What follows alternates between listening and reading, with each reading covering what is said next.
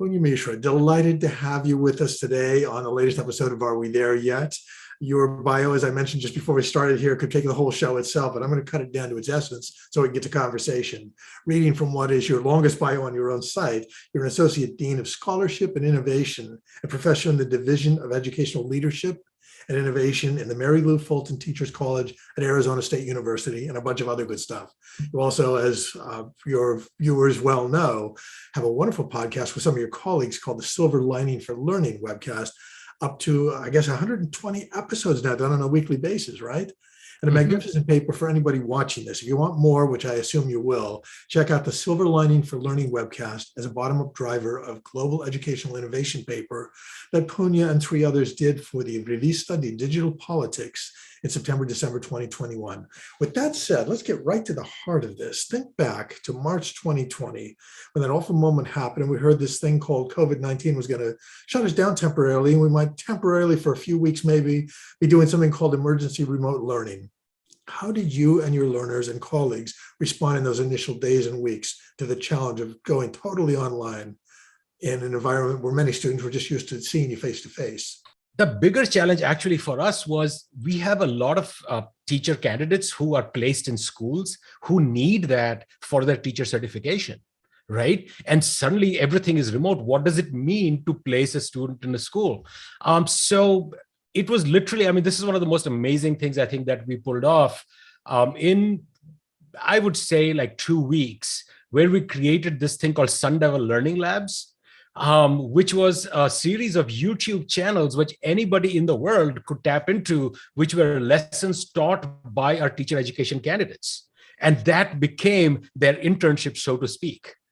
So everything from language arts to phys ed to science, math. In fact, my daughter and I did a little segment about like reading poetry, but the infrastructure and the bringing people together to make that happen so that you could be running these 5 days a week for a certain, morning till late afternoon, 30, 40-minute each sessions, and having our faculty sort of train our interns to be able to be comfortable in this medium so that it is engaging. We were looking at the traffic for it. We were getting traffic from across the nation because parents suddenly felt the need for these educational resources.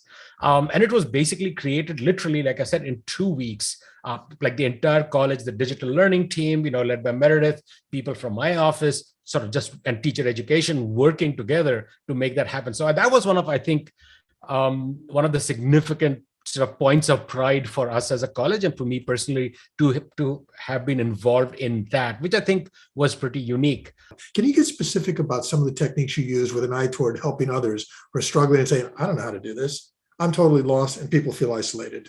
So I actually think it's relatively easy to do. I think the same things that we do in a face-to-face situation in a teaching context, for instance, if you really want your students to engage with the content, you have to make the content interesting. You have to demonstrate to them that you care for their learning, that you care for who they are as individuals in this learning journey, right? I think that, people fall in love online, people divorce online, people, we do so many things online. Why cannot learning be possible online is my question, right? But I think it really comes to showing that vulnerability on your part. So for instance, any class that I teach, like a class, doctoral seminar I'm teaching right now, I have a Slack channel which says, find Punya's mistakes, because I'm sure I have made errors in my syllabus. And the one who finds the largest number of errors gets a prize at the end of the semester. So that is showing that, yeah, I'm an educator, I mess up, it's okay. So same thing, I think, to think that learning is always going to be frictionless, that it is going to be smooth and easy. I don't think that's true face-to-face. I don't think that's true online. It's just that those are different media. Those are different channels of engagement. And you and I, for instance, cannot take a walk right now and continue this conversation, right? That's something we can do in a face-to-face situation, right? So I think thinking harder about what this media lets us do, but not forgetting what this at the end of the day is a human interaction. What are some of the carryovers that you're seeing people learning because MOOCs were more or less forced on them as an outlet for their learning needs during the pandemic?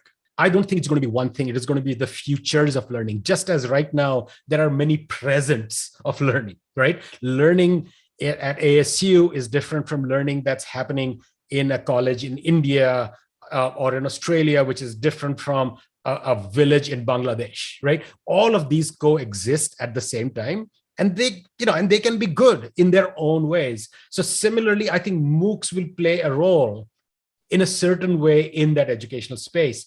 I think that, we tend to go through the cycles of hype and despair around EdTech, right? And so I felt that the initial hype about MOOCs was, of course, way too much, because if you think about it, I think I wrote about this somewhere, that just because there is a library in your community doesn't mean you'll become a physicist. Right? Just because you have access to physics books doesn't mean that you will become a physicist. I have access to lots of music. I will never become a musician.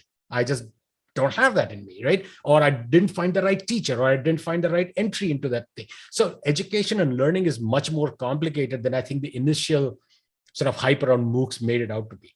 That said, do MOOCs have an important role to play in this broader educational landscape? I think absolutely. Which is this example that I gave of these students in Nepal who would never have had access to high quality educational materials if it weren't for the MOOCs, right? People makes it explicit that they started because they wanted to practice their English, but once they made it through the MOOC with the goal of learning English, then they started looking at the content of these variety of subjects. Absolutely, right? And the level of, if there's few episodes I would really recommend to go back and watch, that is one. To see these kids speaking with these professors in America. And I should not forget the important role played by one adult in their lives, which is this teacher by the name of Baman Gimre. He's the one who went to them and said that you can actually sign up for these MOOCs, do you know? And you need to pay $50 to get a certificate. So he would help them write, because $50 is a lot of money in a village in Nepal. And so he would help them write for a little grant that would allow them to pay for it. So he was instrumental in some way, being on the ground, making it happen. But it was the kids at the end of the day who stuck with it and learned. And, it's a really amazing episode to watch. Following up on the MOOC conversation here, a premise and the question that's at the heart of it. The premise is a lot of us who have taken really good interactive MOOCs understand that MOOCs are, at this point, are not for everybody. They require a self-direction, a drive for self-direction that many learners don't yet have. And yet our workplaces more and more are demanding that self-drive. So the question is, can the use of MOOCs actually prepare people better for the kind of workplace they're all moving into in the 21st century? I'm not necessarily sure that MOOCs are the only way into that. I think a lot of times what we are finding in like educational systems and schools that have been designed to be driven by learner autonomy actually do really, really well. And they do meet the needs. Every learner finds a space within that because they are not being driven by an external sort of structure of a curriculum or something like that, but it's driven by the questions that the students are themselves posing. And that can be a really powerful driver for learning. So I think if one of the themes that, and Zhao in particular sort of drums that up a little bit because that's one of his like deep passions. So we have quite a few episodes which talk about how learner-driven systems can be created, and MOOCs are just one of many such ways that one can do it. Our colleague Tom Hames, one of the innovators in residence at ShapingEDU, was already interviewed for this series, and we've got the excerpts of the interview up. And he was saying exactly the same thing you're saying. We do not learn on a clock. And in a simple statement like that you and Tom make implies so much. Where do we start in recreating, or not even recreating, but creating a learning environment, a lifelong learning set of circumstances that fosters that rather than limits us to trying to learn on the clock when we agree that's not the way we learn? So I think if we go back to some of the episodes of Silver Lining for Learning, I'm thinking of one where this woman, Kiran Bir Sethi, was trained as a designer. And after I think her son's first week of school, decided that school can be better and created a school, and the Riverside School. And it's amazing. And she has had a global influence on thinking about what learning means, what teaching means, what schools mean, how schools engage, how kids engage with the community, how they can genuinely participate in making the community in which they live better. In fact, I just saw a tweet from her today. Her third and fourth graders are working with the municipality in Ahmedabad, the city that they're in, to teach other kids, right, from more less privileged backgrounds. So That's an example of somebody who has said learning is not constrained to those few hours. We have other examples of where, this is a network. I'm forgetting the name of it. They call it some kind of a learning academy or something, which is a network of schools where you can take classes remotely, of course, from schools across the world. So if you have like an amazing teacher who teaches trigonometry in Singapore, a student who is in international school in Delhi can take a class from them. Earlier, those credits couldn't transfer. And what these guys are doing is making these credits transferable so that you can still graduate from your high school. So again, the point being, there are going to be many different experiments and models that people will come up with. I mean, we are trying sort of similar things here at ASU with the whole learning enterprise idea, right? That you could start at ASU and you never leave. You go do a job and then you're like, oh, I need to upskill X, Y, or Z. Today I got a text from my daughter. She works in Florida and she's like, I'm thinking of what other certifications I should do. I've been looking at ASUs.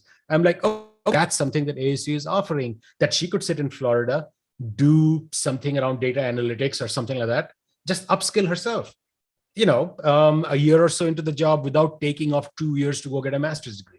Sharon, way to wrap this. Any words of wisdom you want to impart to sort of I have no everything you've done? The words of wisdom are: don't believe anybody who says that they have words of wisdom. That's good. I think that's fine. That's good. Yeah. It's like the one about if somebody calls themselves an expert, run. Yeah, exactly. Thank you so much. It's been wonderful. I hope that people watching this gain a lot and are encouraged to go back and look at those wonderful resources you have on Silver Lining for learning, as well as that paper that we've talked about. Have a wonderful day. Thank you, Paul.